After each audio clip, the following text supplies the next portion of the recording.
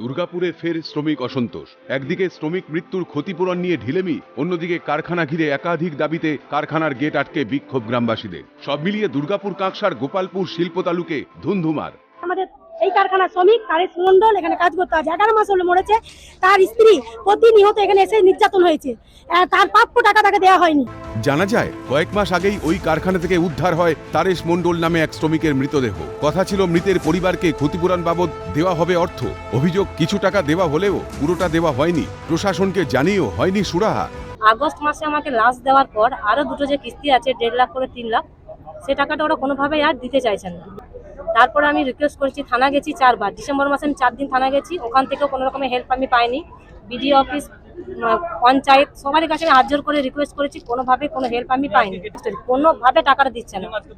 হ্যাঁ, সোমবার দিন লাস্ট আমি ফোন করেছি, স্যার আমাকে টাকাটা এখনো দিলেন না, আমার কোনোভাবে ফোন রিসিভ করা করছে না। পাশাপাশি কারখানা এলাকায় দূষণ নিয়েও চড়ছে ক্ষোভের পারদ, তার সঙ্গে তাল মিলিয়ে চলছে বেআইনি নিয়োগ। অভিযোগ স্থানীয়দের বঞ্চিত রেখে কারখানায় কাজ পেয়ে যাচ্ছেন বাইরে থেকে আসা লোকজন। নেপথ্যে শিবদাস মণ্ডল নামে এক ব্যক্তি। স্থানীয়দের অভিযোগ শাসক তৃণমূলের আশকারাতেই এই কাজ চালিয়ে যাচ্ছেন শিবদাস মণ্ডল।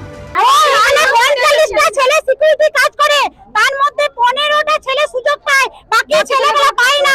যদি ওর পায়ে যে পড়ে তাহলে বাকি ছেলেগুলোকে ও ভালো করে কাজ দেবে না, ছাড়া দেবে না।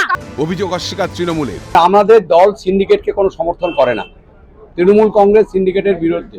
তৃণমূল ক্ষমতায় থাকলে এই অবস্থাই হবে রাজ্যবাসীর। এই ইস্যুতে তৃণমূলকে তো বিজেপি।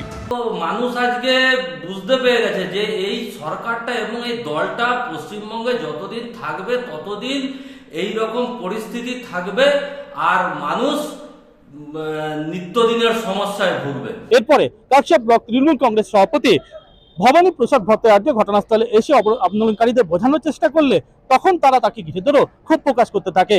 গোটা ঘটনায় টান টান উত্তেজনা এখন কাকসার গোপালপুর শিল্প তালুকে। রাজেশ সেনগুপ্ত, ক্যালকাটা নিউজ, দুর্গাপুর।